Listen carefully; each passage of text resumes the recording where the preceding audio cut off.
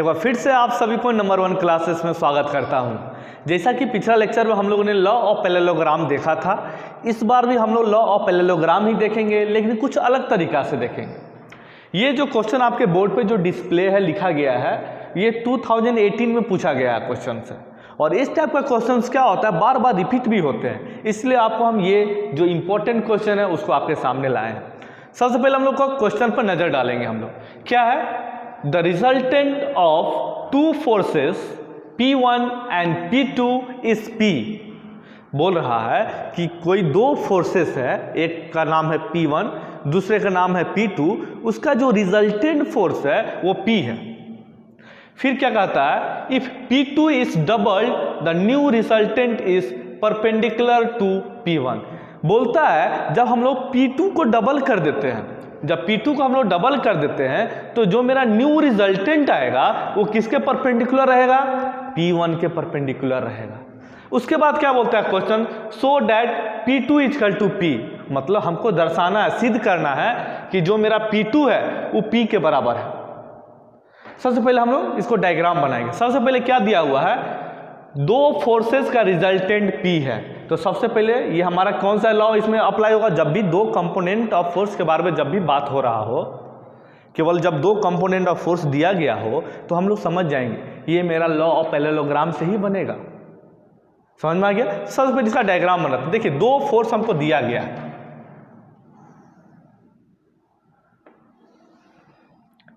ये मेरा P1 हो गया, ये मेरा P2 है। ये हमारा दिया गया दो कंपोनेंट, मतलब एक फोर्स P1 है, दूसरा फोर्स P2 है, दिया गया है। इसका रिजल्टेंट भी हमको दिया है, क्या दिया, P इसका रिजल्टेंट।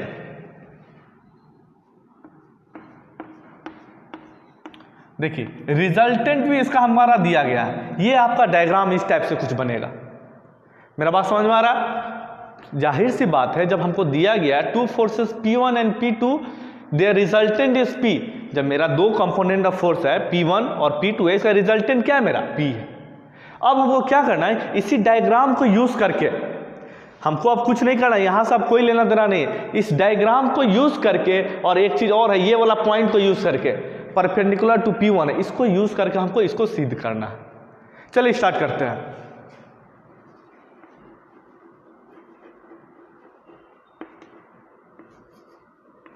सबसे पहले क्या दिया हुआ हमारा वो ध्यान दीजिए, हमारा क्या दिया हुआ उस पर फोकस करना है, उस पर फोकस कीजिए, तब आगे हम लोग को आसान होगा बनाने में। सबसे पहले जब ये हमारा क्वेश्चन दिया था, हमको क्या दिया गया है, the angle of inclination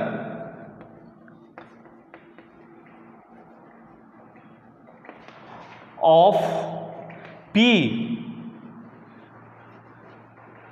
with force P1 and P2। देखिए जब एंगल हमको निकालना रहता है, एंगल ऑफ इंक्लिनेशन जब P का निकालना रहता है, जब रिजल्टेंट का, तो हम लोग कौन सा फॉर्मूला यूज करते हैं, ध्यान दीजिए, याद कीजिए। यदि आप मेरा वीडियो नहीं देखे हैं पहले का, तो आप क्या कर सकते हैं, डिस्क्रिप्शन बॉक्स में लिंक दिया गया है, वहां जाके आप पहले वीडियो को देखिए स्टार्टिंग वाला, तब आपको ये सब चीज़ समझ में आएगा। क्योंकि अभी हम लोग फार्मूला को उतना गौर से डिस्कस नहीं करेंगे, क्योंकि हम पहला क्लास में किए हुए हैं, तो डायरेक्ट यहाँ पे हम लोग फार्मूला को पुट करेंगे। देखिए यहाँ पे क्या था, angle of inclination of P। जब मेरा ये जो फोर्स P निकला है, ये कितने एंगल पे है, P1 के साथ। ये मेरा कितने एंगल पे, किसके साथ, P1 के साथ, फोर्स P1 के साथ। तो कैसे पता चलेगा, इसका एक क्या आता है, फार्मूला आता है। फार्मूला कौन सा फार्मूला था मेरा, गौर कीजिए, tan alpha equal to P2 sine theta whole divided by P1 plus P2 cos theta. ये चीज आप दिमाग में बैठाइए हमेशा। मेरा बात आपको समझ में आ रहा है। जब ये हमारा ये फार्मूला है, जब भी हमको एंगल पता करना रहता है रिजल्टेंट का, तो ये मेरा फार्मूला है, किसका, पैरेललोग्राम लॉ का जब भी इस्तेमाल करेंगे तो ये मेरा फार्मूला है। हमको एंगल फाइंड करने का रिजल्टेंट का, तो क्वेश्चन से आपको दिया गया है कि ये मतलब ये ऐसे है, तो हम क्या कहते हैं, इसको हम लोग पहले फार्मूला लिखें। अब देखिए क्वेश्चन के अनुसार अब हम लोग देखेंगे क्या। अब बोलता है इफ P2 इज डबल्ड, यहाँ पे जो मेरा P2 का वैल्यू है उसको डबल कर दिया गया है, तब क्या होगा, if P2 is doubled the new resultant is perpendicular to P1। Perpendicular मतलब क्या समझे हम लोग, परपेंडिकुलर मतलब वो 90 डिग्री का एंगल बना रहा है। तो क्वेश्चन मेरा क्या कर रहा है, जब ये मेरा P2 का वैल्यू डबल हो जाएगा जैसे ही, तो ये मेरा अल्फा का जगह पे क्या आ जाएगा, 90 डिग्री आ जाएगा, ये परपेंडिकुलर हो जा रहा है। जैसे ही P2 हम डबल यहाँ पे कर रहे हैं तो ये मेरा क्या एंगल, ये कैसा बना लेगा, 90 डिग्री का एंगल बनाएगा। ये हमारा क्वेश्चन कर रहा है, तो लिखेंगे हम लोग when P2 is doubled, when P2 is doubled, resultant is perpendicular to P1. Resultant is perpendicular to P1। इसका मतलब क्या हो जाएगा मेरा, ये परपेंडिकुलर मतलब ये 90 डिग्री का एंगल बनाएगा, तो क्या हो जाएगा, tan 90 degree equal to P2 double हो जा रहा है तो क्या हो जाएगा 2P2 sine theta whole divided by P1 plus P2 2P2 cos theta. समझ में आ गया, जहां जहां मेरा P2 का वैल्यू था वहां वहां हम लोग 2P2 कर दे, क्योंकि डबल हो जा रहा है मेरा P2, और यहाँ पे मेरा एंगल जो होता है वो क्या हो जाएगा, परपेंडिकुलर हो जाएगा, क्योंकि क्वेश्चन से बोला, देखिए क्वेश्चन ही क्या बोला, इफ P2 इज डबल्ड, जब P2 का मान हम लोग डबल कर दे रहे हैं, the new resultant is perpendicular, 90 degree का एंगल बनाएगा। इसलिए हम लोग जब P2 का वैल्यू हम लोग सब जगह डबल कर दिए, यहाँ भी 2P2 डाल दिए, यहाँ भी P2 जब 2P2 डाल दिए, तो यहाँ पे अल्फा का जब हम लोग क्या दिए, 90 डिग्री डाल दिए। समझ में आ गया। अब ध्यान दीजिए, आपको अभी ध्यान देना है।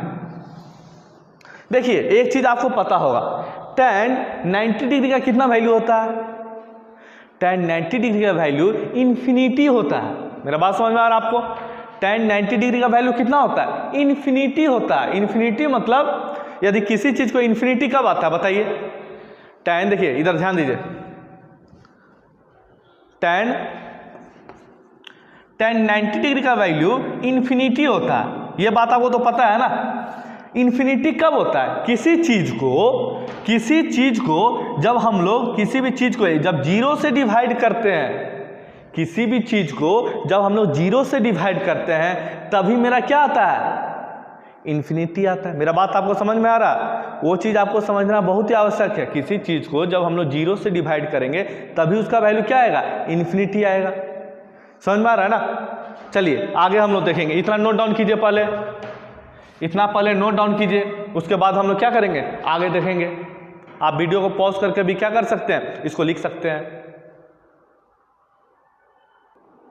जब आपको हम बताए थे tan 90 degree equal to infinity होता है, तो मेरा क्या जाएगा, P1 plus 2P2 cos theta का वैल्यू मेरा कितना हो जाएगा, जीरो के बराबर होगा। क्योंकि किसी चीज को जीरो से जब डिवाइड करें तभी ना इन्फिनिटी आएगा। इसीलिए मेरा क्या हो जाएगा, P1 plus 2P2 cos theta equal to क्या हो जाएगा, जीरो हो जाएगा। और यहां से हम लोग एक चीज क्या ज्ञात कर सकते हैं, P1 इक्वल टू हम लोग क्या निकाल सकते हैं, यहां से 2P2 कॉस थीटा को उस साइड भेज देते तो क्या हो जाएगा, ये प्लस है, उस साइड जाएगा तो क्या हो जाएगा, माइनस 2P2 कॉस थीटा। यहां से हमको किसका वैल्यू पता चला, P1 का वैल्यू पता चला। ध्यान दीजिए, यहां से हमको किसका वैल्यू पता चला, P1 का वैल्यू पता चला। कितना P1 का वैल्यू पता चला, -2P2 कॉस थीटा। एक चीज और आप गौर कीजिए, रिजल्टेंट हमको बार बार आपको रिजल्टेंट का यहां पर जिक्र किया गया है। क्या किया गया है, if P2 is double the new resultant is perpendicular to P1, मतलब रिजल्टेंट का बार बार जिक्र किया है। और हमको जब भी प्रूव करना है इसको, उसके लिए हमको रिजल्टेंट निकालना होगा। ऑलरेडी हम लोग इंक्लिनेशन देख लिए, एंगल वाला फार्मूला यूज कर लिए। अब क्या करें हम लोग, रिजल्टेंट वाला फार्मूला यूज करेंगे। तो रिजल्टेंट वाला फार्मूला क्या है, पैरेललोग्राम का, R equal to whole root under F1 का स्क्वायर प्लस F2 का square plus 2 into F1 into F2 cos theta. ये हमारा क्या है, फॉर्मूला है रिजल्टेंट फाइंड करने का। तो आपको देखिए, हमारा क्वेश्चंस में रिजल्टेंट हमको दिया गया, रिजल्टेंट हमको P दिया गया। देखिए इधर, the resultant of to forces P1 and P2 is P। हमको R का वैल्यू दिया गया, रिजल्टेंट का वैल्यू हमको दिया गया, तो रिजल्टेंट का जब हम लोग क्या लिख सकते हैं, P। और F1 हमारा फोर्स F1 क्या है, क्या फोर्स F1 मेरा है P1। देखिए यहां से देखिए, आपका फोर्स, पहला फोर्स क्या है P1, दूसरा फोर्स क्या है आपका P2। तो वही चीज का बैठाना अभी हम लोग। आर का जब हमको पता है कि रिजल्टेंट मेरा P दिया गया, P लिख दिए, और F1 का जब पे क्या लिखेंगे, P1 का स्क्वायर। F2 के जब पे क्या लिखेंगे, P2 का square, plus 2 into P1 into P2 into cos theta. मेरा बात आपको समझ में आ रहा है? ये आपका जो फार्मूला हमको दिया गया था, उसी फार्मूला पे हम लोग क्या किए, सब वैल्यूज को बैठा दिए, जो वैल्यूज हम लोग ऑब्टेन किए और जो वैल्यूज हमको दिया गया गिवन डेटा में, उसको हम लोग क्या किए, वहां पे बैठा दिया। अब इसको सॉल्व करते हैं। चलिए, एक चीज और, हमको एक चीज और क्या पता है, गौर कीजिएगा आप, एक चीज और हमको क्या पता है, P1 का वैल्यू पता है। P1 का जब हमको क्या डालना है, -2 P2 cos थीटा डालना है, क्योंकि हम लोग फाइंड किए ना, मतलब एंगल ऑफ इंक्लिनेशन, रिजल्टेंट का जब एंगल ऑफ इंक्लिनेशन फाइंड कर रहे थे, तो हमको उससे क्या पता चला कि जो मेरा P1 का वैल्यू है किसके बराबर है, -2 P2 cos थीटा के बराबर है। तो हम लोग जहां भी P1 रहेगा क्या डालेंगे, -2 P2 cos थीटा। तो P1 के जब पे क्या डालेंगे, -2 P2 cos थीटा, इसका स्क्वायर, P1 के स्क्वायर का जब पे हम लोग यही लिखेंगे ना, क्या लिखेंगे, -2 P2 cos थीटा का स्क्वायर प्लस P2 का whole square plus 2 into P1 के जब पे हम लोग क्या डालेंगे, ध्यान दीजिए इधर, -2 P2 cos theta, -2 P2 cos theta into P2, एक P2 हमारा पहले से है, P2 इंटू cos थीटा। अब क्या करना है, इसको हमको सॉल्व करना है। अब इसको हमको क्या करना है, सॉल्व करना है। ध्यान दीजिए, सॉल्व कीजिए। P = होल रूट अंडर क्या आएगा, -2 P2 cos थीटा का स्क्वायर कीजिएगा तो क्या आएगा, माइनस का जब भी स्क्वायर करेंगे तो क्या हो जाएगा, प्लस हो जाएगा। तो क्या हो जाएगा, +4 P2 का स्क्वायर और cos स्क्वायर थीटा, ये मेरा आ जाएगा ना। ध्यान दीजिए, -2 P2 cos थीटा का जब भी स्क्वायर करेंगे तो क्या होगा, 2 का स्क्वायर -2 का स्क्वायर 4 हो जाएगा, P2 का स्क्वायर P2 स्क्वायर हो जाएगा, और cos थीटा का स्क्वायर cos स्क्वायर थीटा मेरा हो जाएगा। ये चीज आपको समझ में आ गया। प्लस P2 स्क्वायर को P2 स्क्वायर ही रहने देंगे,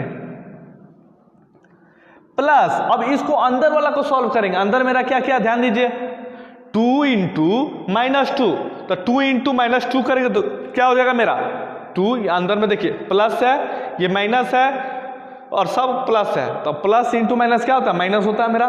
तो 2 इंटू -2 क्या हो जाएगा, -4। सबसे पहले यहां पर लिखिए -4।